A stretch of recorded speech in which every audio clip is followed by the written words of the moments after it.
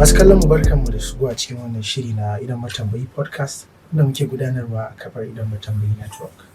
Kamar kowane mako muka shigo cikin wannan shiri mu tattauna batutuwa masu muhimmanci waɗanda suke ɗauke da saƙonni don mu yi nuni ga hukumar da ta dace mu kiraye-kiraye ga hukumar ta dace a yi gyara a gurin da ya dace. Sunana Dabo da Prof. Mr. Lada Goma kuma har kullum a cikin wannan zaure ina tare da abokan gabatarwa da hannuna na dama ina tare da Abubakar Fanza. Sannan kuma akwai Ado Musa Ado wanda shi ma muke gabatar da wannan shiri tare da shi. Sannan a wannan zaure mun karɓi bakuncin guda daga cikin matasa waɗanda suke da fikira a fanni daban-daban wanda kuma suke ba al'umma gudunmawa da iya abin da Allah ya yi musu na fahimta, basira da ilimi. Ibrahim wato Abdulrashid Ibrahim wanda aka sani da Wambai. Abdulrashid Ibrahim Wambai muna maka barkanmu da warhaka. Na'am, to wannan shiri mukan fara buɗewa ne da mabuɗin shirin inda muke ɗauko wani abu da yake abu ne na gama gari da kusan kowane mai kallo ko mai sauraro zai iya fahimtar abin kai tsaye domin abu ne da ya shafe shi ko ya shafi waninsa. A kasancewar mun tsinci kanmu a wani irin yanayi na yanzu da kowa yake ganin kamar social media ya ba shi damar da zai iya shiga cikin rayuwarka ya gaya maka abin da yake so ka yi ko yadda yake so ka gudanar da rayuwarka ba tare da ma ya san wane ne kai ba, yaya kuma kake gudanar da rayuwarka. Mutane suna tsammanin kamar haƙƙinsu ne su sanar da kai yadda ya dace ka gudanar da ma rayuwarka ne, dukiyarka ne, lokacinka ne da dai kuma sauransu. Wannan shine maudu'in da za mu buɗe wannan shiri da shi, daga bisani kuma sai mu shiga cikin tattaunawa na abubuwan da muka zo da shi a wannan zaure. Zan fara da Musa Ado Musa, kasancewar matashi ne wanda yake yawan ta'ammali da kafafen sada zumunta wanda kusan wannan guri ne abin ya zama ruwan dare yanzu. Musa, ina so ka gaya min menene ka fahimta game da wannan maudu'i na yadda mutane suke tsammanin kamar su ya dace ko su suke da haƙƙin su gaya maka yaya rayuwarka ya kamata ka gudanar da shi ba a yanda kai kake tunanin ya dace ka gudanar da shi ba, tunda kai kake da rayuwar, kai kake sa takalmin, kai ka san inda yake maka ciwo. Amma mutane yanzu sun ara sun yafa suna ganin hatta numfashi ma su ya kamata su gaya maka aya ya kamata ka yi shi a wani siga ko wani salo. Menene ka fahimta game da yadda mutane suka fahimta? To jama'a barkanmu da kasancewa tare da mu a wannan lokaci.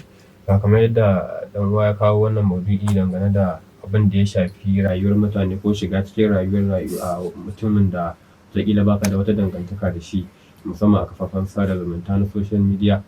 Ɗaya daga cikin abubuwan da suke kawo irin waɗannan abubuwan na iya cewa kamar akwai shiga sharaba shanu, shiga cikin abin da babu ruwanka, wanda yake kowa da ka gani a wannan kafa yana yin ta ne bisa raɗin kansa kuma bisa ra'ayinsa. Kuma mafi yawancin abubuwan da suke faruwa kamar yadda ka faɗa, mutane ne suke ƙoƙarin shiga cikin rayuwar wani ko kuma shiga cikin rayuwar wasu mutane ko wasu al'umma da suke rayuwa irin kamar mutum ka gan shi ya buɗe kafa ko yana da wani shafi da yake wallafa wasu labaruka ko abubuwan da suka dangance shi, kai kuma baka da wani buri illa idan ya yi abu ko da wani irin abu ne. Mafi yawanci mutanen mu a yanzu sun fi kushewa, ba a fiye ɗaukar ƙarfafawa mutum gwiwa akan wani abu da ya faru ba. Kuma idan abu ya faru da kai misali ka zo ka ba da shi a kafar sada zumunta, ta wannan fuska zan kalle shi ta akwai mutanen da su ma kansu ba sa ɓoye sirrinsu. Akwai abin da yake idan ya faru ba lallai sai ka kawo shi kafar sada zumunta ba, saboda mutane ne da ya kunshi kowane irin nau'in mutane. Kafa ce da take da mutane kala iri daban-daban, masu ra'ayoyi iri daban-daban, tunda abu ne ya haɗa duniya baki ɗaya. Ba iya yan uwanka bane, ba iya yan unguwarku bane, ba iya yan ƙasarka bane, a'a abu ne wanda idan ka ɗora shi baka san iya tafiyar nisan da zai yi ba. Shi sa a kowane lokaci ake gaya wa mutane wanda suke amfani da kafar sada zumunta cewa idan za ka yi abu ko za ka wallafa wani abu, ka tsaya kai nazari mai zurfi a kan shi. Kamar yadda kafafen sada zumunta na kafafen watsa labarai irin na su rediyo kamar irin waɗannan suke, kafin a ɗauki abu a wallafa sai an tabbatar da sahihancin shi da kuma wani irin alfanu ko kuma ya zai taɓa rayuwar mutane. To kai ma matsayinka na mutum wanda kake ba ɗan jarida ko kuma wanda kake ba wai aikin gaba ne ɗaya tantancewa, a'a abu ne akan ka to wannan abu idan na sa shi ta wace fuska mutane za su kalla. Dole sai ka zama kai ne direban amma kana tunanin yaya tuƙin kowa yake, saboda ka kai ƙoƙarin ganin ka kare kanka, saboda mutanen mu kamar yadda ka faɗa suna shiga rayuwar mutane.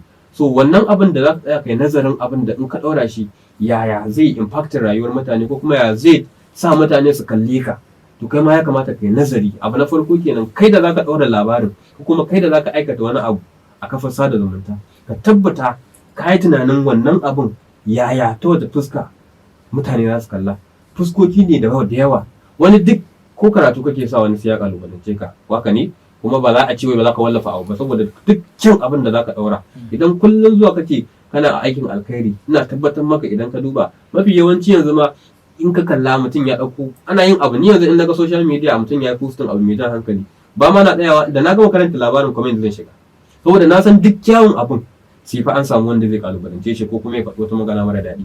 Kazalika duk munin abun an samu wanda zai goyi bayan shi. To kaga ka faci da baka isa ka iya wa mutane ba, amma kai a karan kanka ka san cewa abin da zaka ɗaura menene ya fi dacewa da maganganun da mutane za su yi. Ka san kai kanka akwai abin da in ka ɗaura wato opposing ce ne irin mutane su kalubalance ka sai ya fi yawa akan yabanka. Akwai abin da kai ma ka san in ka ɗaura ko an kalubalance ka ba damuwa ba ce saboda ka san kayi daidai. To a baya ga wannan, su kuma mutanen da su yi kalubalantar mutane ya kamata su fahimci cewa wannan fa rayuwa ta ce ko kuma wani abu ne da ya dangance ni na ɗauko shi na kawo nan.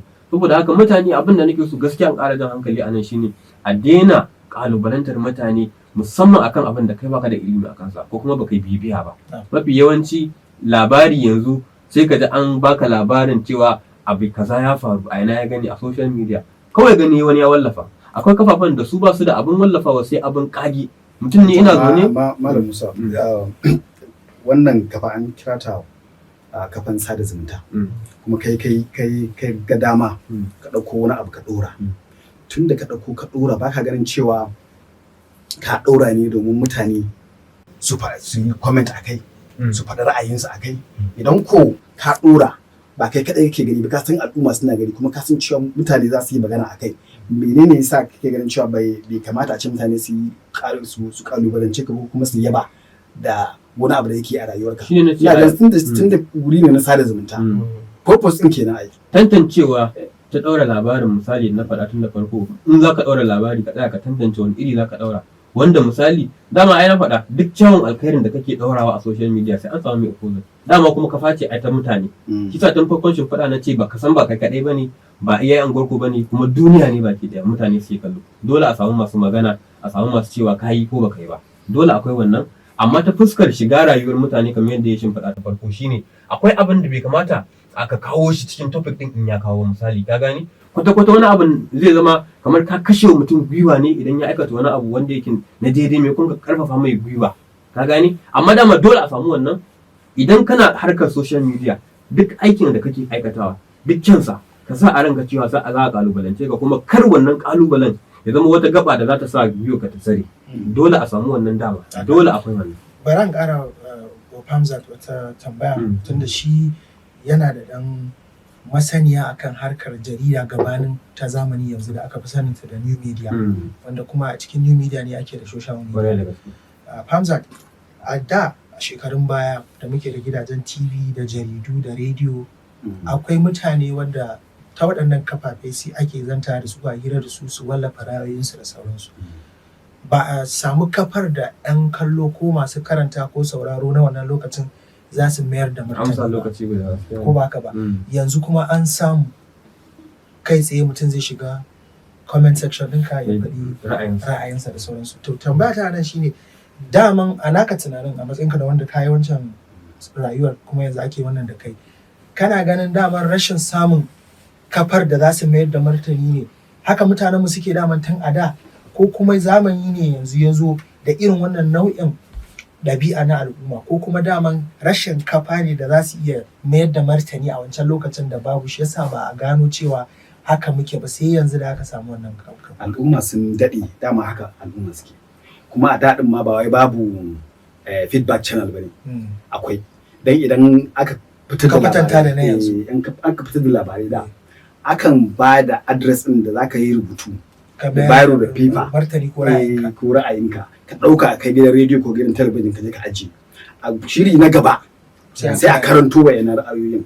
Dama suna nan. Wannan ne ma ya bada base ɗin cewa a creating din social media, wanda instantly a lokacin kana yin abu ana gani, ana kuma mai da martani maimakon a ce sai ka yi rubutu ya ɗauki lokaci kafin a zo abin nan. Yanzu aka kawo social media yadda a yanzu kana yi mutane suna gani, a yanzu kana yin live mutane suna gani kuma suna bayyana ra'ayoyinsu. So ina ganin al'ummar mu sun daɗe kowa dama a dukkan lokacin da iji ko kuma igani yana so ya faɗa wani abu.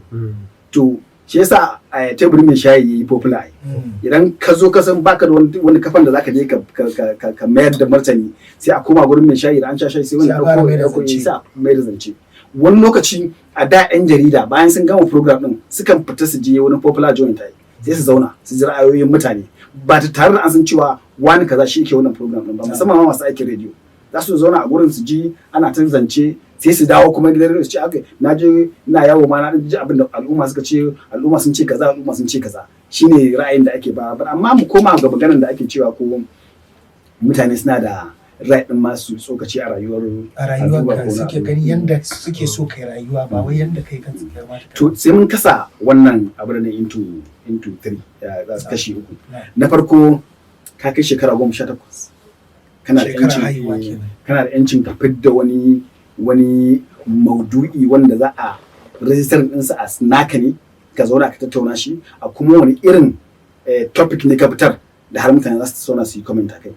Sa'annan kuma ka kai wasu shekaru ka manyanta sosai sai ya zama da cewa ka fidda wani maudu'in da bai kai girman shekarunka ba, ko kuma a maganar da kai ka ɓoye wani abu da ya kamata mutane su sani tun da sai ka shi a wannan lokacin, musamman ma a wannan shekarun da kai ka girma kuma akwai social media. You understand? To dole sai mun dubi irin wannan. Idan aka ce tsokaci a rayuwar mutane ko kuma ka bayyana ra'ayinka a cikin rayuwar mutane ko kuma ka sa mutum ya yi wani rayuwa na kai yadda kake ganin cewa ya kamata, ya kuma danganci shi wane ne kuma kai wane ne. Dan akwai shekaru, akwai experience, akwai kuma tunanin uke kai shi wannan dinnan da yake fitar da wannan abin din kai da kake so ka yi kake so ka ci a rayuwarsa, shi wane ne, menene yake yi da yake so ko ya canza ko ya faɗaɗa ko ya bari. Ka gane? So mutane suna da right, ba amma akwai certain lokacin da ake zuwa da kai sai dai kai ba da shawara. Dole ne duk abin da mutum yake yi kai a matsayinka na mai kallo, musamman a kafafen sada zumunta, kana da dama, domin shi sa kasa kafafen sada zumunta saboda ya baka dama kai ma kai tsokaci, musamman kuma da aka ce celebrity ne. Dukkan mun san cewa celebrity idan yana rayuwar shi ba rayuwar shi bace, rayuwar mu ce gabaki daya, saboda kana da ɗa, kana da ya, kana da kani, kana da kannuwa wanda maybe suna bibiyan wannan celebrity din. Idan ya zama cewa yana kawo rayuwa ne wanda yake gurbataccen rayuwa, yana affecting ɗinka ne indirectly, kuma kai dole ne ka bada shawara. To amma daman tarbiyyar gidanka a hannun celebrity yake? A'a, ai muna duba lokaci ne. Da me muka ce kwanakin baya a wannan zauren mun zo mun yi maganar teacher, mun yi maganar iyaye. Wane ne ya kamata yi tarbiyyar da yaya? You understand? An zo lokacin da idan kana ma yaron ka magana baya jin tsoron ka kamar yadda yake jin tsoron malamin sa. Ka gane? An zo lokacin da a yanzu haka din nan malam tarbiyyar da muke ma ƴaƴanmu ya canza daga tarbiyya zuwa soyayya. Yaron ka ba zai je makaranta a mare shi ko kuma a dake shi ko kuma a masa tsawa ya zo gida ya kuma ka zo kai shi ba, zaka koma ka je ka ce me yasa kai ma danka tsawa. To mun twisting din wannan abin din ne sai ya zama da cewa da yawan lokaci ana ganin cewa da ai anguwa ne, zaka je gurin da ake gyaran babur, zaka je gurin da ake dan haduwa ake sayar da goro, ake dan sayar da taba, ake sa nan yara suke samun irin tarbiyoyi na rayuwa da aka so sun canza. To amma yanzu ai ya riga ya wuce haka, ya koma social media saboda kowa yana da waya. Kowa idan in ka duba kididdiga na mutanen da suke bibiyan waya a kullum, matasa wanda ma ba su kai shekara 18 ba, su suka fi yawa akan social media. Kuma ba mai irin wayoyin da ake ma tunanin cewa irin su ƙananan wayoyi ba, manyan wayoyi suna suna tsokaci, suna bibiya, suna jin cewa wani kaza ina son shi ne ma na so ne irin shi, and things like that. Kafin ka daura daga bacin da kake bara in waiwayi Abdulrashid Ibrahim. Masu kallo ku sani cewa bayan fage akwai abokin aiki S Awal wanda shi ma yake tofa albarkacin bakin sa. Zan waiwaye shi ma ya dan faɗa mana ra'ayinsa akan wannan maudu'i. Amma kafin nan Abdulrashid, akwai magana da Famzar ya na cewa a shekarun baya lokacin da kafar sada zumunta, duk da a yanzu ni na fara tunanin kamar wannan sunar ta kafar sada zumunta kusan kamar ana abusing wannan sunan, don abin da muke yanzu kamar ba sada zumuntan ake ba, tunda mutum mai shekaru da farin gemu da kamara zai fito ya yi rubutu, kaga dan cikinsa ko jikansa ya hau kai tsaye ya danna mai ashar ya mana kaga ya danna mai ashar, ko kuma ya karyata shi kai tsaye ya ce karya kake, ko ya faɗi wani abu ne wanda inda wani wancan dattijan ko mai kamalan zai gani wani ahalinsa kai da baka ma san shi ba saboda dattijan kasa, in kaga aka zage shi ko aka faɗi wani abu zafi kake ji. Abdulrashid, a wancan shekarun kamar da Famza ya faɗa akwai kafofi na mayar da martani ko faɗar ra'ayi wanda za a yi shi a rubuce a tura gidajen jaridu a karanta daga baya, wasu kuma kamar column ne ma a jarida lokacin za a bayar na ra'ayi akan topic da sauransu sosai. To yanzu wannan kafar an canza ta dawo comment section. Haka ne. Menene illar ɗan comment section? Gaskiya abinda na gani na hanga a wannan gurin shine wani zai karanta abin da ka tura ko kuma zai ga abin da ka tura, amma bai fahimci me kai kake nufi ba, sai ya yanke maka hukunci. Wani shi kuma in zai maka adalci zai tura maka da sako, rubutun da ka yi akan abu kaza ban fahimce shi ba, ko zan iya samun karin bayani. To in aka yi musa wannan bayanin sai ya gamsu da abin da aka tura. Baya da haka kuma yanzu rayuwarmu ta zama wani abu ne na daban, wanda kowa yana nuna cewa shi ne. In ba ni ne na yi abu ba to ba daidai ba ne. Kuma amma in wani ya yi ina son in gyara masa. To yaya ni ban karɓi gyaran da aka yi min akan kuskure na ba, kuma nake tunanin zan iya gyara ma wani har shi ma ya karɓi wannan gyaran. So yanzu rayuwar da muke ciki kowa kansa ya sani. Abin da ni na fahimta, za ka ga tsoho ya yi posting ɗin da yaron cikinsa ma ba zai iya yi ba. Wanda shi ya kamata ya nuna ma yaro in kaya haka kuskure ne, amma sai yana lidin ɗin yaron haka daidai ne. Kuma ba komai ne ya kawo haka ba, kamar yadda shi Mr. Fanzak ya faɗa, soyayya na 'ya'ya yanzu ya yi yawa a zuciyan iyaye, shi isa rayuwarmu take taɓarɓarewa. Soyayya ne ko kuma tsoro ne? Saboda suna kama da juna. Wannan soyayya ce. In kana tsoro akan abu to za ka kiyaye illansa. A tsoro ma ai yana iya hana ka kai wa abu gyara. Amma ni dai a nawa fahimtar ba za ka haifi ɗa a cikinka kuma ka ji tsoronsa ba, shi ya kamata ya ji tsoron. Za ka iya jin tsoron ɓacin ran shi kamar yadda Dabo ya faɗi, tabbas. Amma base ɗin shi shine soyayya. Na farko ka san da ana ce ɗa na kowa ne. Idan yaron ka aka shige a anguwa aka ga yana yin abin da ba daidai ba, za a kwaɓa shi a masa hukunci. Idan ka zo kuma za ka yi godiya. Amma yanzu ba haka bane. Sosai. Yaron ka ma ya fito ya ce wani kaza ya kira ne ya aike ni ma. Zaka ji an gaya mu cewa kar ka ƙara kula wanda kaza baya ma ya gaishe ni shi ma da man kaza. Irin wannan abubuwa. Let it not be okay. To ban sauke ba ne ma. Dama ni ma a nawa fahimta a karatun da kuma zan ɗaura shi ne. Yanzu in kana da mata biyu a gidanka, kai ne mai gidan. Kai ya kamata a ce kana kontrolin kowa a gidan. Amma fa akwai matsala in har baka iya haɗa kan wannan iyaye matan ba, to haka 'ya'yanka za su tashi a wasi. Kansu a rabe. Saboda kowa yana kishin uwarsa. Amma laifin naka ne na mai gida. Inda tun daren fari ka haɗa kansu ka nuna musu cewa su abu ɗaya ne, ka ja 'ya'yanka a jiki, kuma sa'an nan in yaro ya yi kuskure ka nuna masa kuskurensa.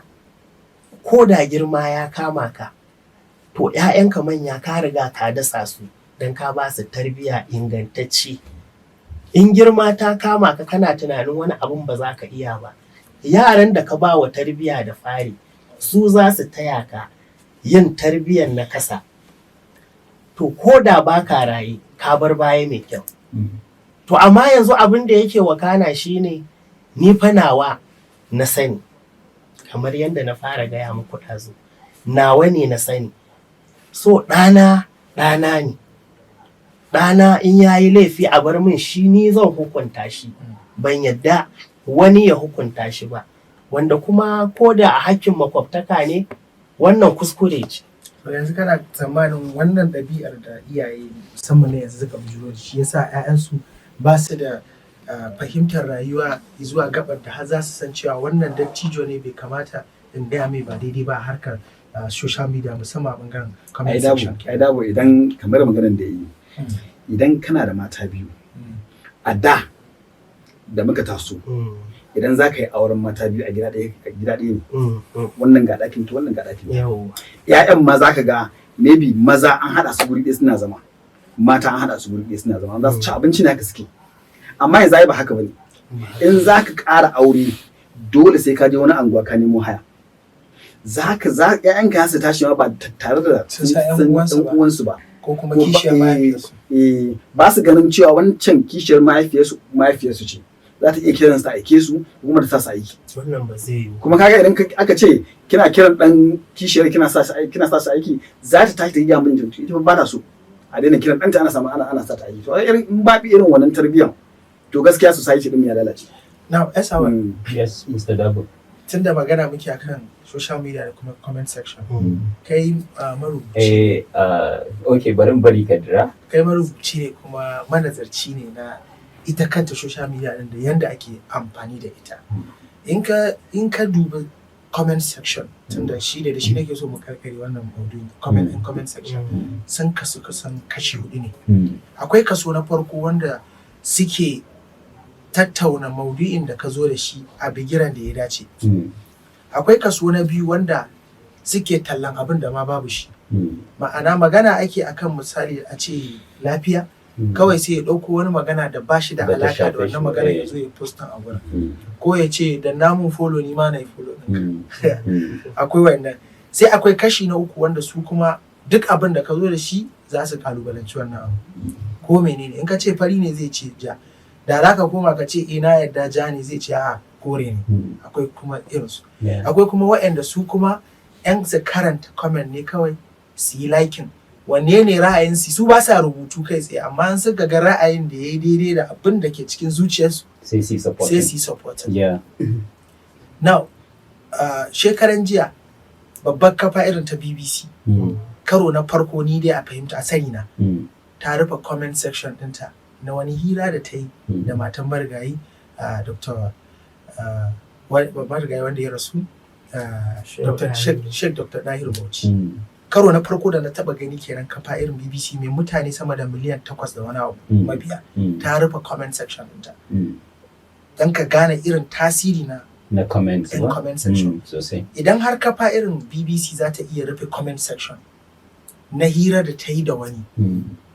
To me yasa hukuma misali take rikon sakainar kashi da harkar da ya shafi bullying wato 'yancin mutum wanda cyber bullying wanda akwai doka akwai hukunci na ga shekara 3 ne ko 10 ne na manta a tsakani amma zaka ga ba a aiwatar da shi musamman ana yankin arewa sai dai 'yan ɗaiɗaiku su ɗauki hukunci a hannunsu. In ka zagi celebrity su ɗauki doka da hannunsu. In ka zagi celebrity misali abin ya mai ciwo sai sa abin cukoka a kamo ka sai ya kai wa ba celebrity kadai ko dan siyasa ma ai su sai ko dan siyasa duk na saka sa a rukunin celebrity ne tunda sanannun mutane ne ko ne amma ni da kai misali yanzu wanda inda za mu yi magana just normal mutane wani ya zage ka sai ka rasa ina za ka kai ƙara a bi maka haƙƙin sosai ba ma tunanin kamar wannan rashin wani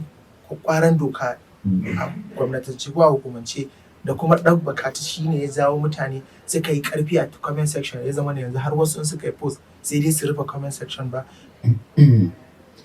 Kaga a matakin farko dai kafin ma in zo kan wannan tambaya taka, saboda in na dubi yadda kuka buɗe maudu'in shirin kan cewa me yasa mutane suke ke shiga rayuwar wasu. mutane.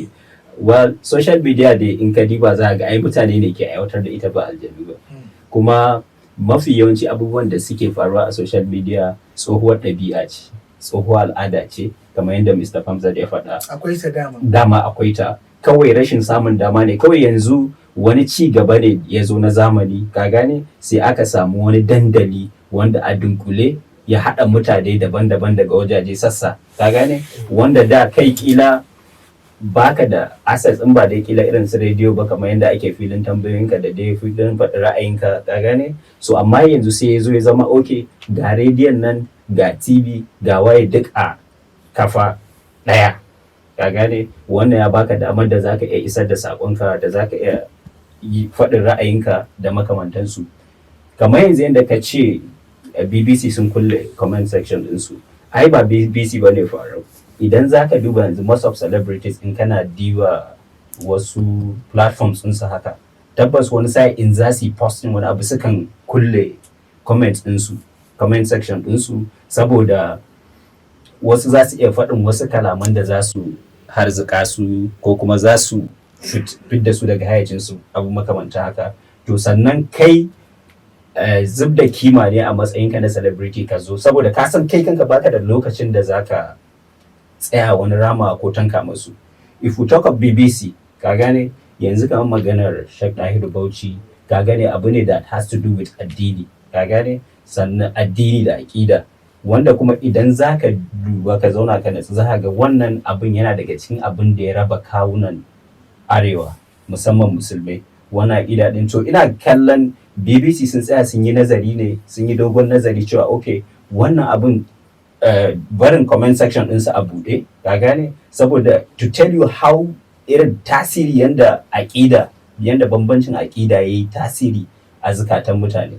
So wannan na iya kawo wata matsala ko wata fitina da sauransu. Tabbas wannan na da alaƙa da dalilin da ya sa BBC suka rufe comment section ɗinsu, ka gane.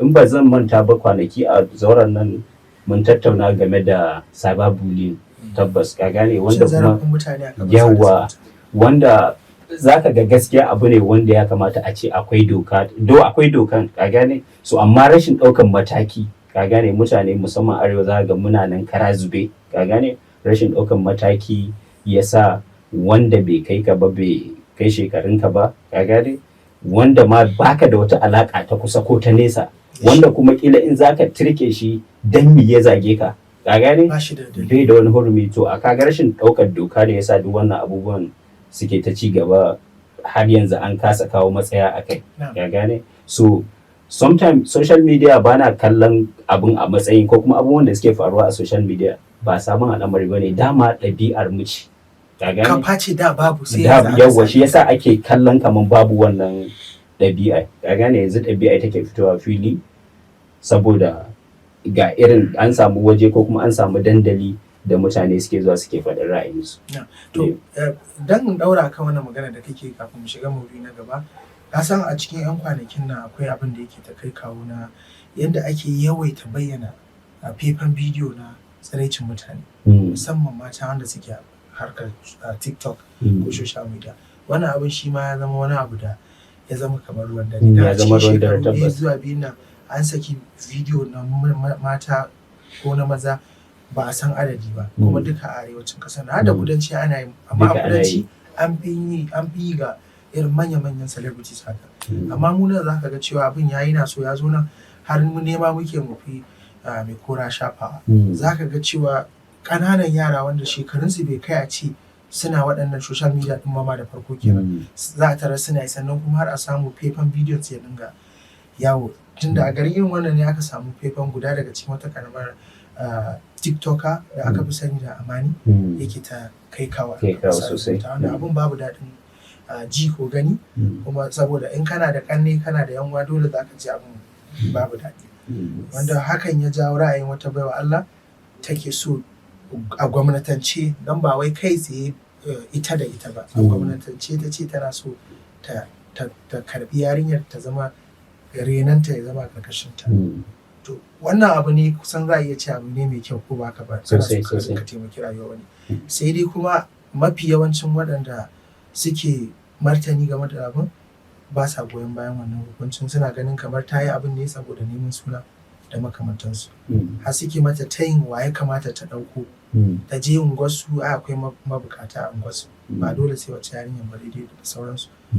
Amma a cikin wanda suka yi magana da har abin yake nema ya zama abin kace na ce shine fitaccen ɗan jaridan nan Jafar wanda ya zo ya rubutu cewa ita wacce baiwa Allah mai suna Fadila da take so ta yi adopting din ita yarinyar da ake cewa Amani, ba ta da ƙarfi ko kuɗi ko experience irin na wata mata da ake cewa Laila Usman.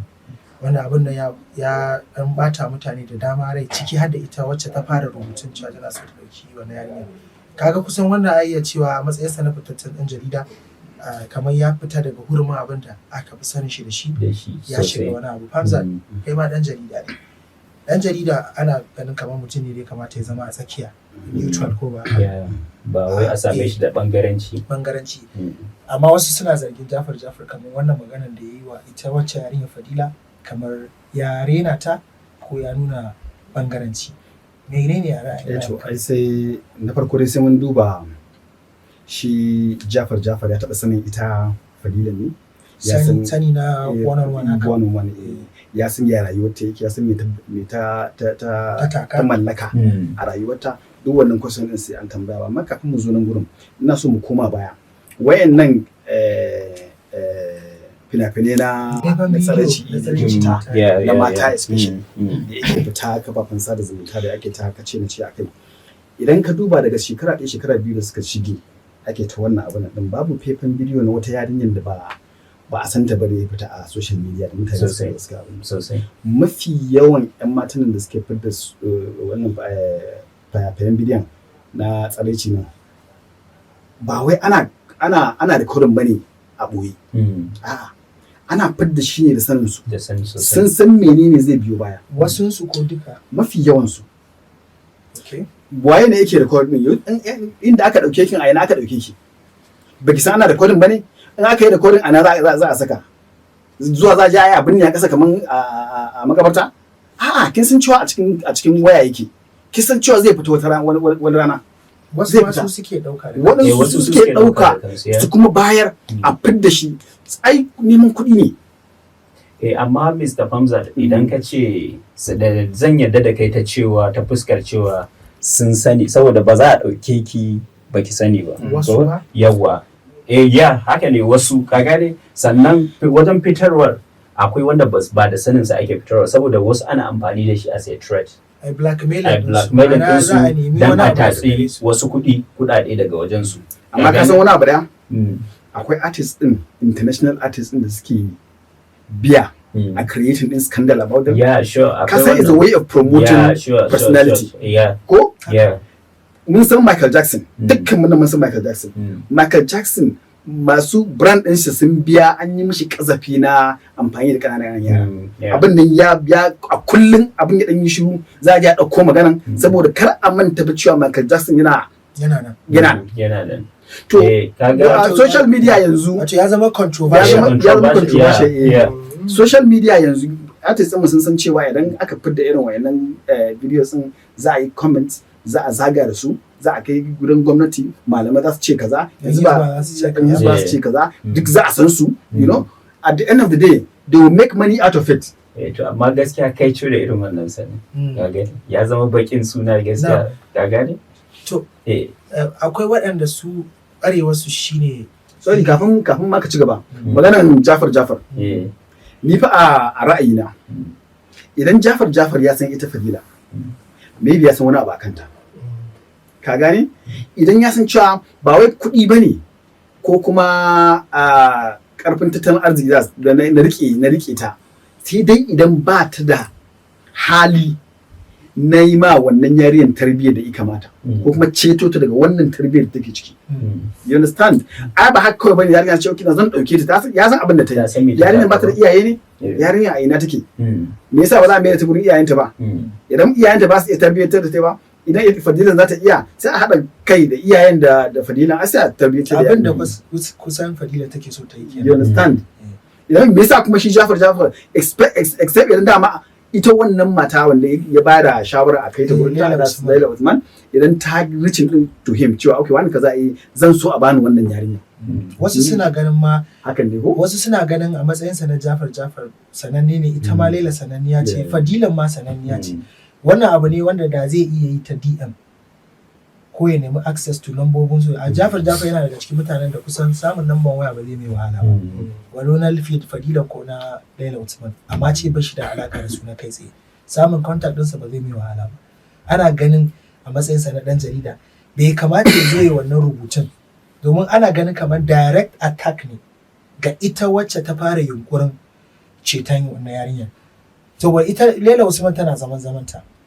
bata buƙaci bata sa baki a abun ba aka jawo ta ciki domin ita Fadila har ta mai da martani cewa to tunda kana ganin ni bani da kuɗi ko experience din reno to ita Laila Usman din da ko kuma kai da kanka ku je ku ɗauki yarinyar ku rene ta ni bukata ta shine a samu wanda zai tarbiyantar da yarinyar ni ina ganin kawai ya samu kanshi cikin wani hali ne kawai na prolonging din wannan issue idan da tun ba haka ba tun farko idan dai yana da ra'ayi ne ya tsoma bakin shi a wannan zai yi ricin wannan ita Fadila din ita mata gashi ita yarinyar wane ne a gurin sa ita Fadila ita wace ce ita Laila Uthman ita wace ce ni ban ga level din da har za a zo jarida ana kawo shawaran cewa ke karki dauka ba wancin ta dauka ka ga duk wannan kaga idan ka lura za ga wannan maudu'in shi kanshi yana da alaka da wancan maudu'in namu na farko ko na shiga rayuwar mutane sannan a matsayin shi na Jafar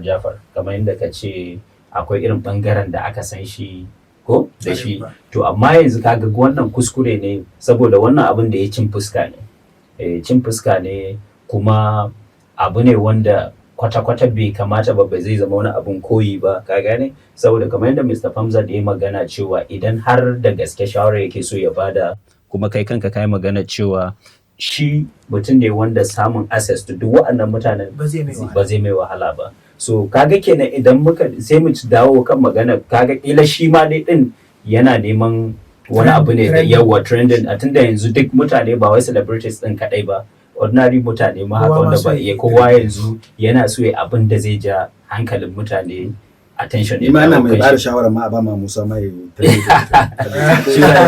so ka gani sannan sorry da in na kalli wani waje kuma ba zan zargi Jafar da cewa ko kwadai ba saboda mijin Laila Usman kowa ya san senator ne dan siyasa ne yawa to kaga kuma yawa duk da dai kuɗi ba sa wadatar mutum ko ba haka ba to kaga za mu iya cewa to Jafar akwai wani abin da yake nema kila wajen su shi yasa ya zo yi watakila kamar yare ne za ka sani cewa dole ne a sani cewa ita Laila Uthman tana da gidan marayu amma ai ba inda take karban yara inda take karban yara ba kuma ƙananan yara ba kuma har da manya kila wannan ne isa shi Jafar yayi tunanin cewa akwai inda za a kula da wannan yarinyar ko da a ce ita Laila Uthman ba ta na akwai ma'aikatan da ta sa ake lura da to ita ya san da wancan ta ya ta Fadilan ban san ko tana ban san ko Fadilan tana da wani gurin da za ta tarbiyyantar da yarinyar ba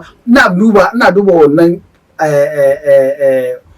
angle din da shi Jafar ya kawo shi ya kawo shi cikin wannan discussion din abin da wasu ba suke magana idan har haka ne to process din da ya bi ya fito da abin gaskiya bai ba saboda ai idan makaho ya ce ai wasan jifa ya san me ya taka ka gane idan har koda yana da masaniya akan wace ce Fadila to wannan this is not the way, this is not the right channel da ya kamata ya bi wasu suna tunanin kamar shi Jafar kusan kamar ya kai kuka ne gidan mutuwa dalili shine ana ganin tunda Laila take adopting marayu a social media yanda ake bayyana shi ne ba a taba gani ta ɗauko ya mace ba macen kuma ma bare irin Amani masha Allah kyakkyawar yarinya ce kusan abin da wasu ma suke faɗan cewa shi yasa ma ita kanta Fadilan take so a bata renon yarinya amma dabo ina son ka yaya wasu suna ganin ai in ba dan haka ba to ai akwai irin su 'yar guda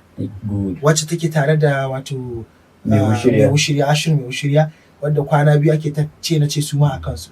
Ai ita ma kusan ana ganin mareniya ce, ko ba ta da iyayenta, ko ba su da karfi, ko mariganta ba su da karfi. Me ya hana Fadila ta ɗauki ita 'yar guda, wanda shi ya dawo da mu kan maudu'i mu na shiga rayuwar mutum, a gaya ma ga abin da ya kamata kai, ba abin da kai kake so kai da dukiyar ka ko ra'ayinka ba. Kaga sai ban mun tambaya ba, ita wannan yarinyar da ake magana akan ta, ita 'yar wane ne? Fine. Ina ne iyayenta suke? Kawai an tsince ta ne a gari ta fara wannan abin din, kuma da ƙananan shekaru, tana da karancin shekaru sosai. Okay. Dan duka in ka kalle ta, ka bata da yawa shine ka bata 16-17. Ka bata shekaru da yawa kenan. To kamar yadda ka faɗa akwai yara da yawa mata a unguwanninmu da suke irin wannan rayuwar. Da akwai Laila Usman din nan, akwai ita Fadila, wanda ba su ɗauki mota sun ta zagaya anguwa gari ba, suna ɗiban yara suna kai su saboda su tarbiyyatar su ba. Sai da wannan abin ita su. Wannan maganan ma ya ƙara fito da sunayensu ne. Jama'a sun san su ma sun benefitin daga wannan sanayyar. You understand? So as far as I'm concerned, ina ganin kawai social media frenzy ne, kuma kowa zai benefitin. As far as I'm concerned. Kai haka kake Musa. Kana kallon wannan abun a matsayin taimako ne na Allah da Annabi ta ɗauko za ta yi, ko kuma kana ganin wannan abun irin ana amfani ne da shi a matsayin a nemi suna na abin da yake trending, mu dan dandala daga ciki kafin abin ya yi sanyi a naka mahangar? To abu ne mai matuƙar wahala ka iya fuskantar menene ra'ayin mutum akai, tunda abu ne na cikin zuciyarsa, kawai dai ya fito ya faɗi shi ne a social media. Shi sa kamar yadda aka faɗa a Malabar ya ce kowa akwai yanayin yadda idan ya wallafa abu ko ya faɗa abu ta fuskar da kowa zai kalle shi. Zaka iya yin rubutu a ta fuskar da sigar da ba ita yake nufi ba, kai kuma ta wannan fuskar ka ɗauki abu.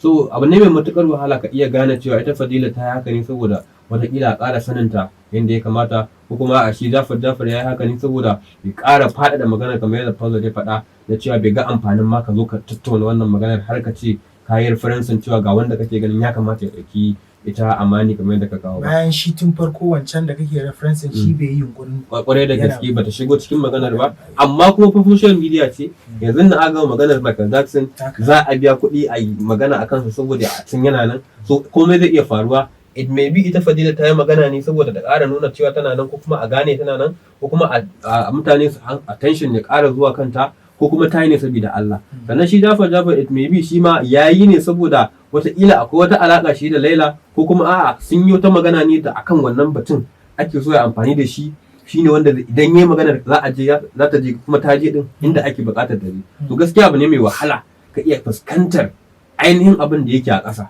inda kowa abu ne na zuciya na ra'ayi. To maganar ka fito da shi ka ce a ta yi ne, a babu gaskiya haƙiƙanin, ni ba zan iya cewa ga haƙiƙanin a ɓangaren da ta ɗauka ko su suka ɗauka ba. Komai zai iya kasancewa daidai ne, kuma aka san haka. Dan ka sa abin da suka yi nan shi ne ƙara rubuta bidiyon. An manta da bidiyon ya rubuta. Wanda yana ɗaya daga cikin kuskuren da mutane suke yi, kuma in ce 'yan arewa muke yi game da irin wannan bidiyo na tsiraici. Kuma ina kallon har da rashin ɗaukar doka da ake yi, ka gane, saboda in the first place kamar yanzu Amani in ka dibi, amma ni dai na ganta na san tana tseren doki da sauransu, ka gane. I've never met her one on one, duka a videos nake kallo, kaga yarinya ce wadda kamar ta zama celebrity, ka gane. So idan muka duba, shin ita kaɗai ce wadda bidiyon ta na tsiraici ya taɓa fita ko wani abu makamantin haka, ka gane. Yawa, ka gane. So kaga duk akwai irin wannan abubuwan, shi ma wannan wani angle ne da dubawa, ya gane. So amma ta inda ba zan soki ra'ayin kamar irin su Fadila din su Laila Usman, ka gane, shi ne cewa ai abin a social media ya faru, dan haka duk wani abu da ya faru a social media dole a social media za a yi shi a kare, ka gane. Amma in ba haka ba, dole akwai yara waɗanda suke buƙatar tallafi 100% sama da irin Amani da dai makamancin. Ina ganin sun shigo maganar ne ko shi Jafar ko ita Fadila saboda karancin shekarun yarinya. Idan aka yi maganar bidiyo da ya fita na mutane, in ka duba ina tunanin a 'yan shekaru biyun bayan ma ba wacce take da karancin shekaru irin na wannan Babu ita shi. amani duk wannan daga shekara tun haura shekara 20 ma mafi yawancin waɗanda bidiyon sai fita a yan shekarun saboda karancin shekarun yarinyar shi yasa suka shigo cikin magana ne ai dole sai mun yi da akari da yarinyar nan ba ta da iyaye ne ba ta da guardians ne ba ta da magabata ne a ta gefen iyayenta amma sun mara su ne dukansu ba ta da yayu ba su tarbiyyanta dole ka daina ma cewa a kai ta gurin wance ko kuma wance farko abin da ya kamar Jafar ya fara tambaya shine ina iyayenta idan za a yi wani haɗaka ne na kula da ita sai a yi amma ban katse ka ba amma an ƙara maka wani abu lokacin da Fadila ta fito ta yi wannan sanarwa an samu wani mai rufin asiri ko mai kuɗi za a ce dai ya yi wa ita Fadilan alkawari cewa in dai amanin ta yadda za ta zauna a ƙarƙashinta ta ba ta tarbiyya da kulawa zai ɗauki nauyin karatunta har ta gama da jami'a zai kuma private university sannan zai ɗauki nauyin islamiyyarta sannan zai ba ta jari na naira miliyan 2 zai ba ta naira miliyan 2 ta ja jari sannan kuma zai sa ido akan duk wani bukatunta dai haka da sauransu ka gane daga nan ma aka ƙara samun wani shi ma ya mata alkawari to wannan abun kusan bayan waɗannan abubuwan sun fara bayyana na alkawarkan kuɗaɗe da sauransu da za a yi wa ita amani da idan Fadila tunda ita ma Fadila na ga muku influencer ce ita ma babba ce duk da dai ba ta kai Laila Usman sanuwa ba amma ka san shi sanuwar social media daban da kuma capacity mutum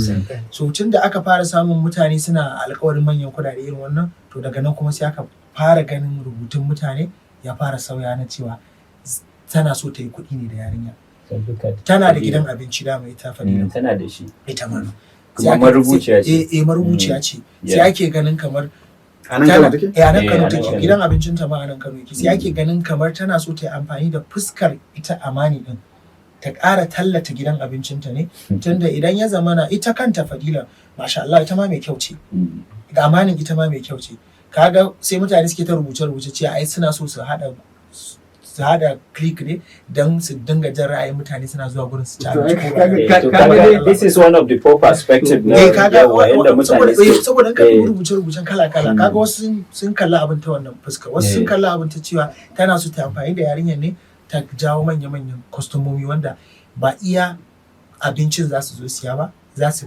bige da siyan abincin ne sun nemi wani abu na ina gani sai an koma an tambaya ita Fadila a yanzu haka din nan ya'ya nawa ne a ƙarshen ta wanda take tarbiyyar ta to wannan ma tambaya ce mai kyau amma ta wani bangaren akwai yiwuwar cewa watakila ma bata taba haɗuwa da ita amma duk mutumin da yake da establishment wurin sana'a wanda kake da ma'aikata ba ɗaya ba 5 ba 10 ba ana ganin kamar ka san management to some extent har za ka iya samu human management saboda ba wai albashi kawai ne yake sa ka zama abin da kake nufi yara na wani da adoptin abu da take a jabu da ba wai aiki ba su ba tana zaune da su ita Fadila to ni ba sani ba ko na ka aje wannan ma saboda ai daga bude restaurant ɗinta ka gane gidan abincin ta bai fi shekara 2 ba amma in muka dawo a matsayinta na fitaccen marubuciya saboda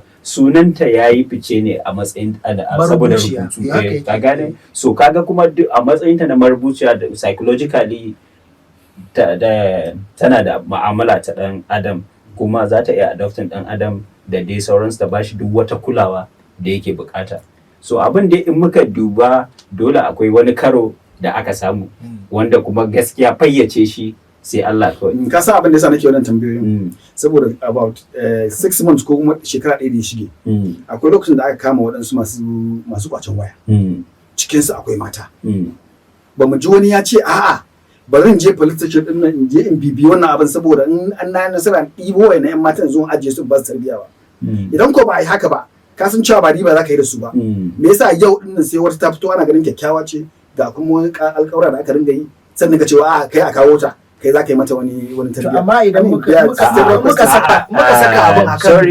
saka abin alƙawarka sai fa da Fadila ta yi yunkurin yin sannan fa alƙawarkan suka biyo ba kaga kenan ba dan wannan alƙawarkan ta fuskar da kake kallon marubuciya ce shi mai rubutu yakan hangi abin da yake ka rubuta ta gani ka gani ni kuma ka san me duk gaskiya inda a yanzu haka inda hasashe na ya je shine ta wani bangaren wannan abin kaman ba zai haifar da ɗa mai ido ba saboda kamar yadda muka ce ai celebrities suna amfani da irin wannan daman don a samu controversy ka gane su ƙara drawing attention.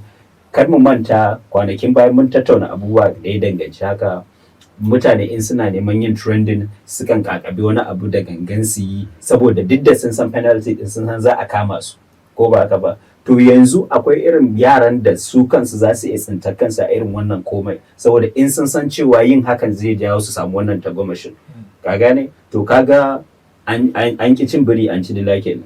So ka sani ba wai ma ko fadila ko nake fada ba har ita Lailan duk wanda ya kalli wannan yarinya ya kalli abin da ya faru da ita ya san cewa wannan wani dama ne da zai bashi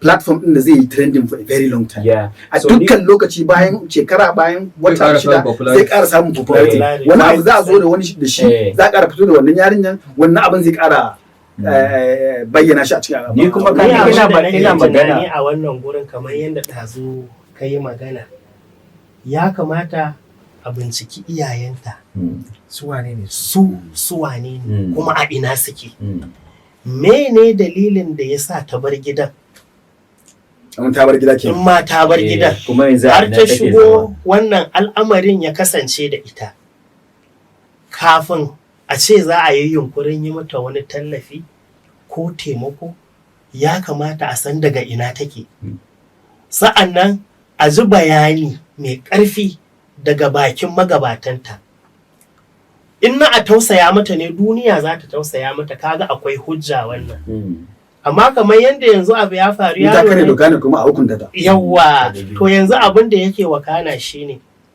yaro ne aka same shi kamar gurɓatacce a titi sai kai ka ɗauke shi kace za ka rike shi baka san wani dafi ne yake da shi ba kai yaya za a yi ka yi rayuwa da shi ba tare da ya maka sarsi ba gaba to amma an ka bi matakin sanin iyayensa za ka samu biographin shi gaba ɗaya sa'an nan daga nan za ka ɗaura aniyarka a kansa in kana da burin tallafa masa sai ka tallafa masa ta hanyar da ya dace to amma yanzu kamar yadda kake magana marubuciya ce kuma mai rubutu yana da hange saboda baya yin abu akan abin da yanzu zai kasance yana yin abin da yana iya rubutu akan abin da zai faru gaba akwai masu rubutu a saboda kwakwalwa an yi ta don lissafi ce to kuma an lissafa abin da take tunani ya fara bayyana kamar yadda kai ka fara gani a hasashenka. Yanzu so duk kuna so ku ce da ba dan Amani tana da kyau ba. Da ba za a yi adaptin ba ma wai kyan ba wai kyan ba nake dubawa. Ai position din da aka dauke ta ne. Ba a dauke ta right channel din da ya kamata a ce an dauke ta za a rike ta ba. Amma idan ka lura ka ce a cikin bayanan da ta yi bata ce na faɗa tun farko ba kai tsaye ta ce Amani ina so na adoptin ɗinki ba ba kuma kai tsaye ta ce a nemo mun namban waya Amani mata magana ta daka cewa ta yi da za ta yadda kuma iyaye su shigo ko kuma gabatanta su shigo a yi abun properly tana so ta adoptin ɗin yarinya officially to menene yanzu Mr. Dabo ta wani bangaren ka gane a matsayin ta na marubuciya dole ta san wani abin da ake kira mental health da sauransu duk wanda ya tsinci kanshi a irin wannan komai in dai ba intentionally yayi ba so dole kai ka san zai iya samun kanshi a stage of depression akwai bad influence ba ka gane so Fadila a matsayinta na marubuciya da ta san duk wa'annan abubuwan tana neman hanyar da za ta takulin ne ta taimaka ma yarinya in the sense that ba za ta tsinci kanta a wannan ni ba na ganin abin da wannan fa rikicin ma na sarki wannan yarinya a mai da ta gaban iyayenta duk wani wanda yake so ya taimaka mata da wani shawara ko kuma da wani abin ne je gidan iyayenta ya tsuguna ya bata shawara ya bata abin da zai bata ya kara gaba kai ana ra'ayin kenan yawa to amma kaga ba wani ma a ce bane a daga abin da ya fito daga social media ai baka ce ka gane kila ta yi haka bane saboda matsayin marubuci baka ce Jafar ya haka bane saboda mu muna magana ne a bisa abin da ya fito daga social media ai ba mu ji magana ba mu ji magana ba kafin ya fito daga social media ita wannan yarinyan kafin wannan abin fa ya faru kana nan tana social media tana rayuwarta tana abubuwan babu wanda ya tunanin cewa a'a rayuwarta bata kai lokacin da ya kamata yi wannan abin a social media ba sai da wannan abin ya likin you understand kana nuna iyayen cewa su sun gaza kenan idan sun gaza akwai shawarar zaka ba sai ka je gidansu ka je kai musu bayani a tabbas sun gaza ai akwai abubuwa wani lokaci a tabbas iyayen sun gaza yanzu ni abinda ni nake a ƙarshe abinda nake ta haskawa anan da kaman kuka ke fahimta shi ne yi ma yarinyar nan ma irin wannan abin ka gane zai ƙara bada kofa ga wasu yaran su aikata irin wannan abin da ta yi in dai har za su dinga samun wannan tagomashin. To ai kuma wannan ne za ka yi la'akari da shi kenan ba za a yi taimako. Abin da kenan. Amma ka san cewa ba ita ma tana bukata yanzu. A yanzu ana bukata. A sun in kana bin TikTok. Akwai mata wa'anda idan ka ji abin da suke yi da Hausa ya shekaru ya batun shi sun dan manyan to kaga wasu ma kaga fadila ba za ta iya adoption din yin shi sai da ai da da cewa wa'anda su suke bata irin wa'anda shine ka gane idan akwai damar cewa za ka musu wani ka gane wani akwai yarinyar da ni na mance ita kanta age range take da su ka gane duka irin magana da Mr. Famza da wanda za ga suna yin click suna tafiya Abuja da dai makamantan ba ko wacce kwanaki ma aka kama ta ba a cikin wani jiha ne ina ga ko Gombe ne ko Yobe ne wadda ta ma take yin wannan bidiyon na batsa har Hizban garin ne na so Gombe ne ya wanda ka gane to irin labarin da daga yanzu ba ƙara ba mu kana ce a ai ta ka gane wani abu naga Famza yana ta cewa wai an yi kafin amani shi fa amma ba wanda to ai da is always the first time a komai ba ma haka ba amani celebrity ce amani take ko kaga celebrity ce wadancan kuma ba celebrity bane ba amani inda za ga amani kun yadda cewa duk wani wanda zai dauka yanzu ba taimako zai bane dauka ne saboda wani bukata ba taimako bane na ba taimako bane tunda ka dauka ne saboda ita celebrity ne understand celebrity din kake so ka kana tare da shi akan cewa ba taimako bane points din da nake kallo a nan shine idan ba intentionally ta yi wannan abun ba ka gane to ita ba ta bukatar irin wannan taimakon sai dai taimako in the sense that idan kaman ba intentionally ta yi abun ba in the sense that saboda mental health ɗinta misali katta tsinci kanta a depression da ce yawa yanzu maganan da nake so in yi a nan ko in ce tambayan da zan yi a nan yaya mu za mu yi mu gane cewa ba intentionally ne ta yi ba ita amani ba intentionally ta yi wancan abu to abu biyu ne a mahangata ba da amsar ka kai tsaye amma akwai hasashe da zai iya kama da amsar yawa abu na farko shine shi bidiyon tsiraici kala-kala ne akwai wanda kake yi da kanka akwai wanda kake sa a yi maka akwai kuma wanda ake ma ba da sanin ka ba tabbas wanda kuma a cikin guda ukun nan wanda ya fi kowanne trending shine wanda ake yi maka ba da sanin ka ba domin wanda kai ka sa aka yi ma karkari kwana ɗaya biyu ne an riga an san trend kake nema shi kuma trend da kake gani daga lokacin da aka san intentionally kake nema wannan trend kuma ba za a baka shi sai na biyu wanda ake yi maka kai ne ka sa aka yi ma ba kai da kanka ba kai ka sa aka yi ma shi ma baya jima amma na ukun wanda baka sani ba ake ma shi ya fi yawo natan da ya fito shi irin wannan wanda ba da sanin ka ake ma ba dan haka shi yasa abin ya fi yawo kuma ka san akwai tunda ita ma yarinya ta fito ta yi bidiyo ta karyata abin ta nesanta kanta da abin ita amana ta fito ta ce ba ita bace ba kamar yadda kake kaga dole duk irin wannan abubuwan more especially a ce celebrities ka gane kullun kana rayuwa ne wasu suna setting ɗinka up ka gane akwai abin da ake kira setup ka gane ba taka bace akwai abin da ake kira setup wani kun dan samu wata ƴar karamar matsala da shi ne da yana nan yana ta bibiyar ka da wani abu da ya shafe ka wanda in ya aika shi ya san zai iya wargaza rayuwarka ne na dan wani datsi. So kaga da haka da kasancewa musamman ma yanzu da mutane sun lakanci yadda ake amfani da AI. Fine, yawa, sure. Kuma akwai waɗansu wanda su suna zaune in suka samu wani irin bidiyon sun dinga yawo suna shirya kenan update aikin su kenan sosai. Ni a ra'ayina ko intentionally ta yi waɗannan suka shigo za su taimake ta, ko an san intentional da ta yi a shekarunta a taimake ta ita amana ko intentionally, ni a ra'ayina ko intentionally aka yi bidiyon nan a shekarunta suka zo su taimake ta, in dai taimakon zai taimaki rayuwarta ta gyaru to ni a taimake ta. To tunda wannan shi ba ce ra'ayin ba na ce ba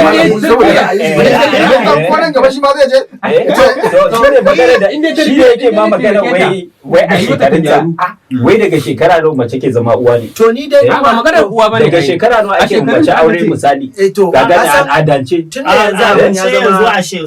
a al'adance a shekarunta yanzu ta kai aure shine ka gani. To ba magana ta cewa al'adance da addinance daga bangaren da ta fito a matsayin ta na arewa bane. To in dai haka zai taimaki rayuwarta da dawo daidai, in dai wannan abin da aka ɗauko da vision na za a taimake ta zai taimaki rayuwarta ta dawo yadda kowa ake buƙatar a ga mace ta ainihi ko kuma ta mace ta gari, zai taimake ta. Na faɗa ko intentionally ta yi, in dai taimakon zai gyara rayuwarta to a taimake ta. Gaskiya sai an bincike rayuwarta. Akwai wani abu tana makaranta, akwai wani abu da mun kana islamiyya, akwai kuma wani abu da duk muka manta. An ce za ka iya kai doki bakin ruwa, amma kuma ba za ka iya tilasta shi. Duk wannan abun ba da muke har yanzu fa ita yarinyar fa ba ta amsa ta yarda a adoptin ɗinta ba, ita amana ba ta fito ta ce ko a'a ba, ko ba haka ba. Duk wannan kai kawan da ake har yanzu ba a ji ta baki ita kanta amani ɗin tukunnan ba. Don haka tana iya yiwuwa kana so ka taimaki mutum, amma shi a karan kansa bai ga cewa ya cancanci a taimaka mai ba. Bari gaya muku magana da gaskiya. Idan aka ce wannan yarinyar shekaranta 16 a irin 17 ban ga bidiyon ba, ban san me take a bidiyon ba, amma yayi muni gaskiya. Glance of it ka gane ko idan ko tana da zuciyar ta yi wannan abin, ko ta sani ko ba ta sani ba, a wannan lokacin ta yi wannan abin nan to ya kai level din da za a kira ta ba taimako ne na bada kuɗi ba. Shine sai you understand, taimako ne na tarbiyya. That is it. Duk wannan wani alƙawari na cewa za a baki kuɗi, za a baki kaza, duk ba shi bane. Wannan zai ƙara bata dama da ƙara ja saboda a ci gaba da bata wannan kuɗi. Sorry, abin da ni na hanga a nan ko kamar yadda ɗazu kai ka fara magana, yin wannan abin in taimako za a yi, ya kamata a taimake ta ne, a jawo hankalinta, a nusashe ta cewa haka da ta yi kuskure ne, kuma in ta ci gaba da yin hakan ga inda rayuwanta zai iya kasancewa gaba, don ba zai yi kyau ba. In ko ta amince kuskuren ta yi, za ta karbi gyara. Amma in maganan wai kuɗi ne za a bata, kuɗi ba zai iya inganta rayuwanta ta koma daidai ba, sai dai ya daɗa ɓatar da ita, kuma zai daɗa zama ma waɗansu abin nema. Saboda kowa zai ce ai wacce ta yi, don mata ba hankali ne da su ba. ta yi tasha ba? Ta yi tasha, ta fita daga yanayin da take na rashi zuwa samu. So ka ga ne ai mun gan su wai su sa da wannan abin kamar ƴan mata da yawa ba wai maganan ka Malam Famza wani zai ga kamar wannan gobaran, wata za ta ga wannan kamar gobaran titi ne, ita gaba ya kai ta. To amma mu kuma la'akari muke yi da zai kasance ta samu shiriya mai kyau, shine nasara, kuma al'umma ta ginu. Shine ni ma wannan. Yanzu ka gaskiya sai mu kuma mun bincike shi rayuwar wannan yare. Fine. Tana jira ma in kai ka wani tsaron doki. Me take a rayuwanta? And Malam Famza wanda outside wannan Malam Famza wannan the same yarinya, let it no be kamar ina attacking indirect. Ai da aka yi magana wannan cycle na tarbiyya. So gaskiya wannan yarinya duk in ana magana tarbiyya kawai aje ta zaka yi gefe. Saboda ai kafin wannan dai da ya fito shi da ya yi muni, ka gane, amma tun can baya akwai videos da nata da suka fito, ka gane, wanda a matsayinta na arewa kuma wanda aka gansu duk da dai wancan lokacin an fi attacking namijin da aka gansu tare haka in za ka har tuna hizba ta kama ya hisba ta kama su so ka duba fa wannan dama ta san an san abin da take yi ka gani shi sa muke magana cewa wannan ba wai a'a karancin shekaru bane kawai ba a san me take yi ba ta sani ka gani You so understand? Ta yara sani. suna nan irin ta akwai wanda abin da dama mutum yake yi da ya kai tunanin ya sani amma kuma bai sani ba sai an nusar da shi ko ba haka ba kana nufin cewa idan da akwai bidiyon da ta yi har aka kama su zuwa suka kama su Sosai. wannan bai sanar da su ba to ka ya gani san cewa ai an ta yi wannan abin nan din within a very short time Ƙarshen jini sarwa shi zo. shi ne shi ne ai kuma karshe kenan ka gani a ka'ida ba abin da a yake da zahirance akwai amma ilimin yanzu ba so haka ba ne fahimta. ina nufin cewa ko ita ta san abin da wannan abin zai mata zai mata ka gani abin da ya sa Irin nake yara so ne ne wanda kuma suke in kara neman- magana ba a kai lalle bane ta Yara laifin ne da ka aka gani. kama ta da shi daban Eh. wannan shi ma da shi ma daban Eh. ba abu ɗaya ba amma ne iri ba abu A'a, ba daban ba. wancan da aka kama su ne ya wannan wancan saurayi ne da budurwa shi saurayin sunansa Bilal Bilal eh shi ma Mawaki matashin ne, mawaki yanzu da celebrity yake ne, tashi sosai eh. yanzu a yan takin nan shi ne saurayin shi ne saurayin ta although ex ɗinta ne yanzu sun rabu a yanda social ai media an ta ma danganta bidiyon nan cewa ya fito ya kare kansa ya gane, ce na ba shi ya ba gani. doctorin din bidiyon aka yi wanda shi ya nuna daban aka yanke aka saka nata a matsayin shi ne ya fito da amma ba haka ke ba faɗarsa da saurayinta ne lokacin da suke tare an gansu ne a yanayi na runguma haka da irin kamar abubuwan da bai kamata ba tsakanin saurayi da budurwa a fili kuma a yi bidiyo har hukumar hisba ta kama su lokacin suka yi nemi yafiya ko afuwa wasu ba cewa sun yi kuskure kuma za su gyara kuma bidiyon ya yadu wanda ina ƙara magana cewa wannan abu yana taimakawa abin nan da hisba take yi da hukumar 'yan sanda lalle ba gyara bane ba ya yi kama da gyara ma ba gyara bane domin tun daga lokacin da hisba ta fara ɗaukan hotuna da bidiyo ɗin mutane masu irin wannan abubuwan suna kafawa shi kenan aka mai da hisba wajen neman trending garin gyara ɗaya goma na neman amma lalacewa abin da muke na irin na hizba ne bambancin namu shine muna kira mu kaga mu ba ma fitowa mu ɗaura hoton wani mu su kuma faɗi yanda suka aikata abun amma hisba sun ɗaura sai ka bayyana ma ya akai abun Mr. Da dai Dama apart sauransu. from Hisba so ya kamata ba iya hisba ba yanzu amma kuma yan yawa sanda ka ma kana gane yin yanda wannan. mutane da yawa Ya suke kamata a amfani da gyara. social media wajen abin da ya faru ka gane in su sun gani kila da farko mutum 10 mutum 20 suka gani amma kai wajen yada kana kiran updates din nan Kana ƙara nusar da yana mutane. ƙara nusar da so kaga ya kamata a ce an samar da doka ko kuma ana tracing duk wani wanda aka gani yana yada wannan abun saboda kaga yada barna shi ƙwarai ka kuwa. gane Ta yaba so bayani gaskiya. yawa wannan abubuwan su ma gaskiya sun taimaka wajen ruruwar wutar duk wasu ayyuka na laifi da kaga sauransu. wannan batun na bani abu ne da ke da tsawo da ba zai kare da wuri ba Yes, kuma yes, maudu'in da muke da suna da dan dama yanzu zamu dan karkata akalar shirin mu dawo kuma harkar tsaro har kullum ba za mu iya gujewa tsaro ba tunda shine yanzu yake ta kai kawo a cikin al'umma amma bigiran da zamu kalla yanzu bigire ne wanda kuma yana da tasiri sosai kuma zai iya cutar da mutane cikin ƙanƙanin lokaci wannan shine dawowar ko kuma yunkurin dawowa ko ƙoƙarin dawowar a caɓa jihar Kano wannan abin daga shekaran jiya zuwa yau din nan kusan duk inda ka zagaya kafafen sada zumunta kiraye ke ta ga gwamnati akan cewa lalle ta sa ido a caɓa na nema dawa cikin jihar Kano gadan-gadan kuma wannan abu ne wanda kusan shekara 10 yanzu kofin haka da aka dakatar da harka a caɓa a jihar Kano tun shekara ta 2010 2011 12 zuwa 14 an ga irin illar da 'yan bindiga suka dinga yi a cikin jihar Kano musamman akan babura wanda hakan shi ya haifar da wannan doka da gwamnati ta saka na acaba da kuma goyon biyu akan babura ma hatta private baburan na mutane da ba na neman kuɗi ba to an tsinci kai a wani gabar da in ka fita cikin ƙwaryar birnin Kano yanzu musamman manyan tituna za ka ga baburan bajaj ta ko'ina yanzu suna riban mutane wanda kuma gashi yanzu halin tsaro da muke ciki a ƙasar yanzu da ita kanta jihar Kano yanzu da 'yan kwanakin biyu yanzu 'yan bindiga suna nema su fara kai kawa cikin jihar Kano shine yanzu ake ta wannan kira kan a caɓa na neman dawa jihar Kano Famzat a caɓa na neman dawa cikin jihar Kano ina gwamnati take ina mahukunta suke har abin da ake yi a ɓoye tunda ko da aka daina a caɓa a jihar Kano da daddare akan ɗan samu jifa-jifa 'yan acaɓa suna zuwa su ɗebi mutane, amma tsakiyar dare sai daga 11 zuwa sama. Tunda akwai doka a jihar Kano na abin hawa na neman kuɗi daga karfe 10, kama daga adaidaita sau, taxi da sauransu. Duk da taxi yanzu duk sun yi karanci a Kano sakamakon adaidaita sau. Amma akwai dokar abin hawa na karfe 10 na abubuwan hawa musamman adaidaita sau. To gashi yanzu ba maganan ma karfe 10 ake ba yanzu. A caɓan ma da ake nema da shi yanzu da rana ne ma yanzu ba ma na daren ba.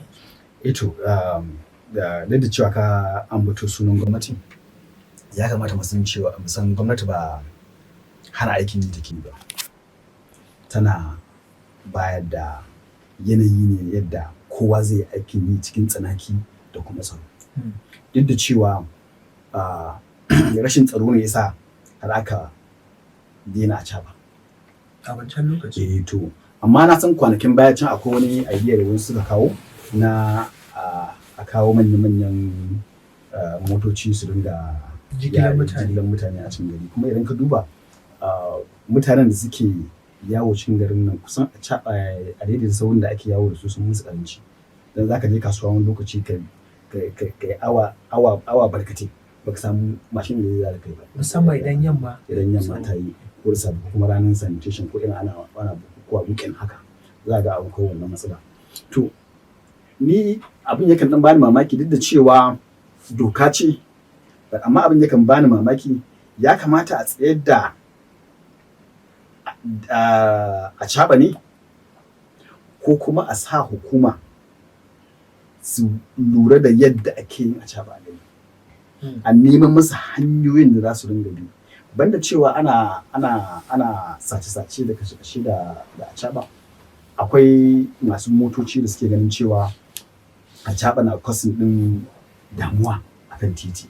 Wani lokaci dan acaɓa idan ka hau kana motar ka, duk girman ka duk mutuncin ka, idan ya zo ya maka wani tuki ka cin shi kai ya zai na da kwa ko kuma ya tura maka ashir. Duk akwai irin wannan bar, amma daga yanayin yadda matasa suke tasowa yanzu ba aikin yi, kullum zama ake, kuma mutum yana da mashin ko kuma yayansu na da mashin ko kuma uwansu na da mashin a ajiye, idan da dama ya tashi zai acaɓa sai ya ga cewa bari isa ci hanya ya je. Ya kamata gwamnati ta regulating din yanayin yadda ake amfani da mashin ne a gari, ba a bani shi ba baki daya a fara ayina. Ni ina ganin ba, idan aka mai da abin ya zama doka zai sa mutane su yi ta karya doka saboda talauci. Kullum mutum ya ci, kana da mata, kana da kanne, kana da 'ya'ya, kana da iyaye, kana so ka taimaka musu, kuma wannan mashin din shine kawai a wurinka. Zaka iya yin wani abu da shi zai samu abin da zaka samu ka taimaka.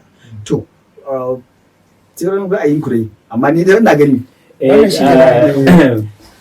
Malam Famza, thank God kace ra'ayinka. Ko ai ina kallon duk da dai tabbas baka opposing wannan yunkurin gwamnati ba, baka kalubalanci abin da gwamnati, saboda ai tun farko dama kafin a dakatar da acaɓan, barin dan dora akan wannan ɗinka, sai da aka samo da hanyar bullo da keke napep, wanda ana ake kiran su a daidaita sau. Sorry na yi amfani da Hausa inda na fito, ka gane?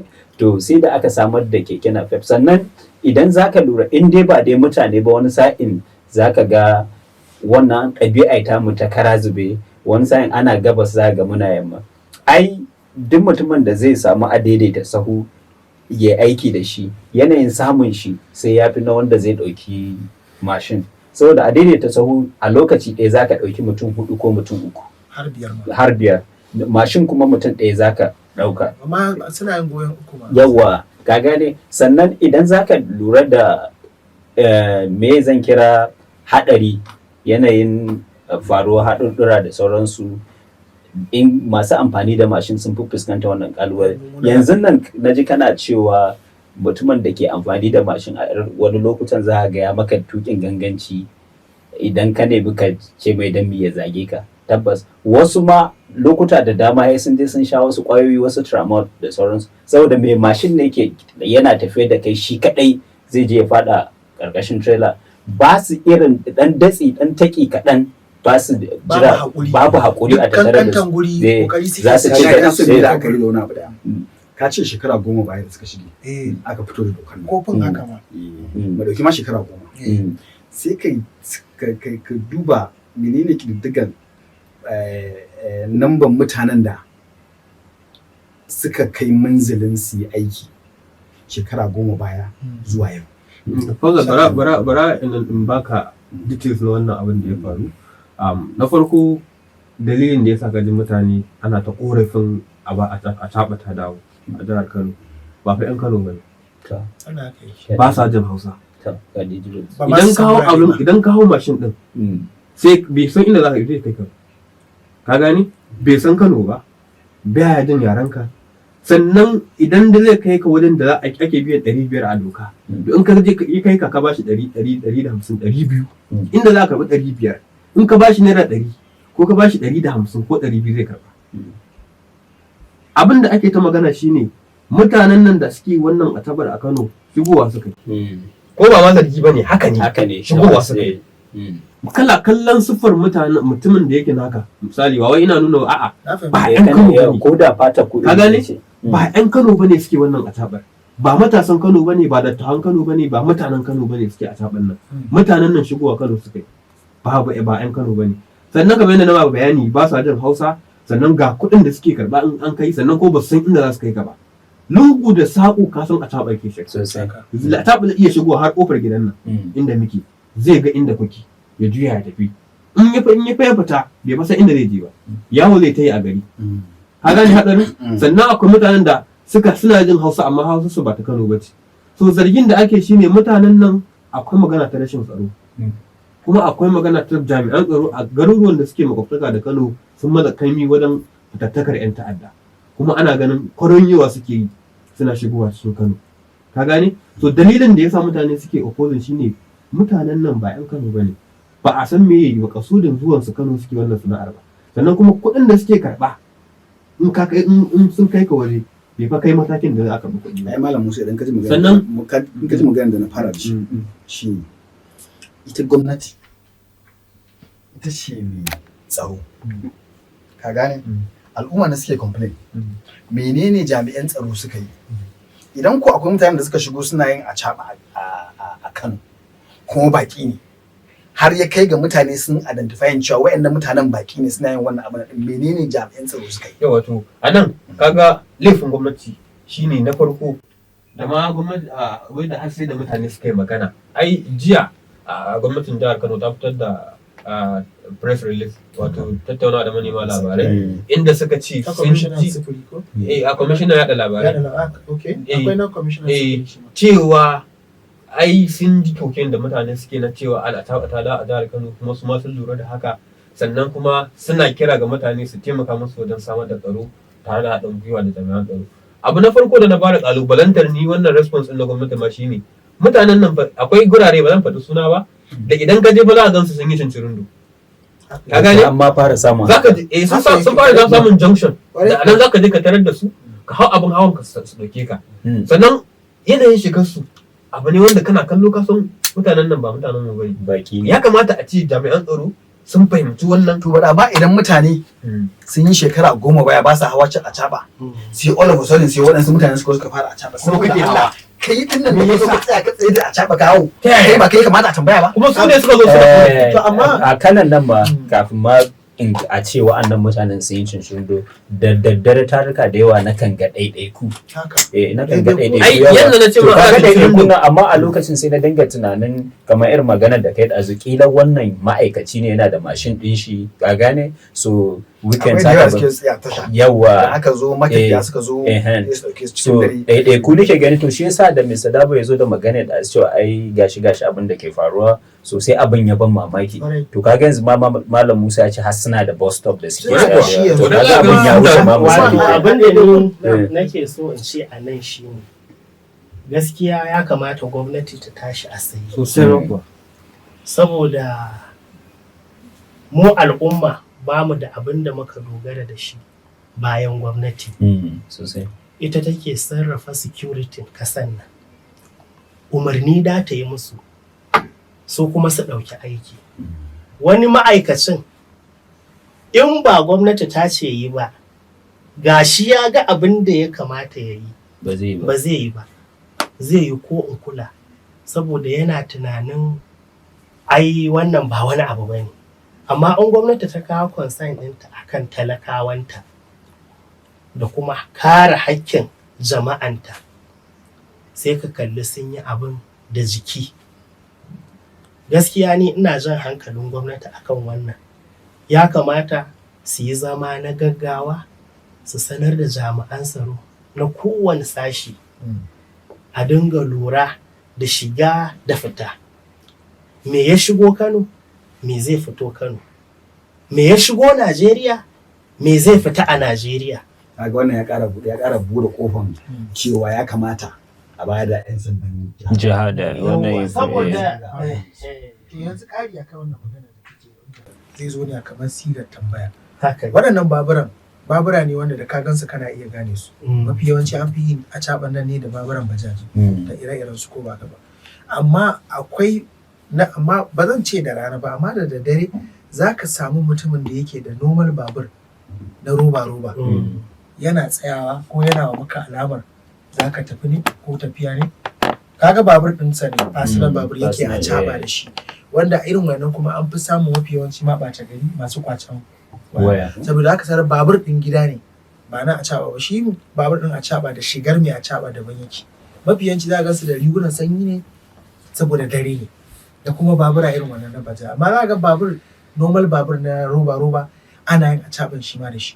To yanzu gwamnati da wanne za ta sa ido yanzu, wata ya za ta tantance waye ya fito acaɓa da daddare, waye ba acaɓa ya fito ba, tunda yanzu an samu masu baburan gida su ma dai suna yin wannan acaɓa. Ina ganin a wannan gabai a wannan barin dan yi wani tsokaci a wannan gabai da akwai yiwuwar gwamnati ta yi amfani da kafafen yada labarai ta nusar da mutane, tunda har ga wannan da aka samar kamar keke napep, tunda yanzu ma in ka lura ina gaba amfani da taxi a Kano, I don't really know, ya ragu yawa. To tunda har wannan hanyar keke napep din ita ce hanyar da ake amfani da ita wajen sufuri kai da kawo, ka gane, to ya kamata gwamnati ta kira ga mutane cewa su guji duk wata hanya da ba wannan hanyar ba, saboda gudun fadawa wata matsala. Ai kana ji na lokacin da aka yi dokar a taɓa a jihar Kano a 2014 ne farkon shekara, lokacin Rabi Musa Kwankwaso mantawa,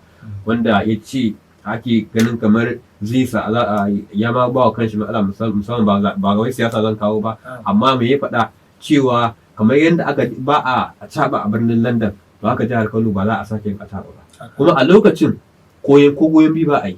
Ba haka bane, idan aka zo checkpoint in ka ga jami'an tsaro tun daga nesa zaka sauke mutum.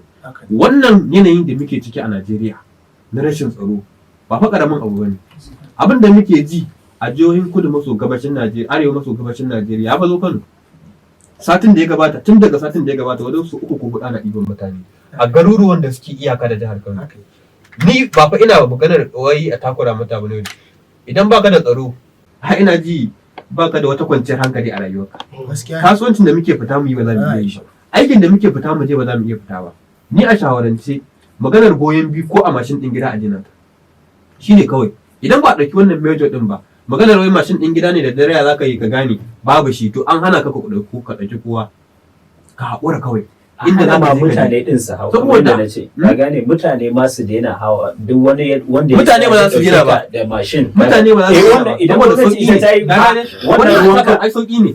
Ai gashi mutanen da suke hawa ne suke korafin, amma ba sun daina hawa saboda sauki ne, ka gane. Me a taɓa zai ɗauke kai ka har cikin kofar gidanka, me a daga sau kuma zai wahala sai dai aje ka a junction. Idan aka gaya maka cewa idan a caban ya ɗauko kai ka kofar gida, ya ka nuna masu gidanka ne wannan. Mutanen mu akan sauki, in dai ba ganin suka yi abin nan fa ya faru da kansu ba, ka san mutanen ba za su dina ba. Za a iya cika da rayuwa. Ai sai na gaya ma mutanen ba da suke hawa ne suke korafin, to kuma ya kake tunanin su dina bayan ya samu sauki kuma na faɗa maka. Amma abin da nake ya aka iska dina da ya aka iska dina tsawon gwamnati 500 ya kamata ka biya shi kuɗin transport, amma za ka bashi 200 karɓa. kai a wannan situation da ka kawo cewa talauci ya yawa da matsin tattalin arziki wane ne ina zan biya 500 a kai ni yanzu na baka 200 gobe in ce ba zan hau ba. To ai kila ko ya biya ka ya baka rabi ne saboda ka nuna masa hanya. Shi ne na cewa tun da abin bai faru ba mutanen mu za su ka gane mafi yawanci ai akwai wanda in yana kawo farmaki ko kuma yana da shirin ai kama an ce maso abinka ya fi ka dabara ka gane wani ai ba a matakin farko yake zartar da kudurin da ya kawo shi ba kaga wani sai ya yi ɗaya so biyu so uku ka gane to mafita kawai ita ce mutane idan za su gane su guji amfani da duk wata hanya in dai ba hanya duk da dai take kena pep din shi ma abubuwa makamanta haka suna faruwa ka gane kuma tari da yawa kaga yana daga cikin ɗabi'ar mutane duk lokacin da gwamnati za ta bijiro da wani sabon abu ka gane ba su tsayawa su kalli alfanun abin a matakin farko za a ga suna kushe abin suna wannan ka gane wuya bai kuma ai yanzu kamar hana amfani da acaba ba wai Kano bane kadai ka gane za a ga duk inda aka hana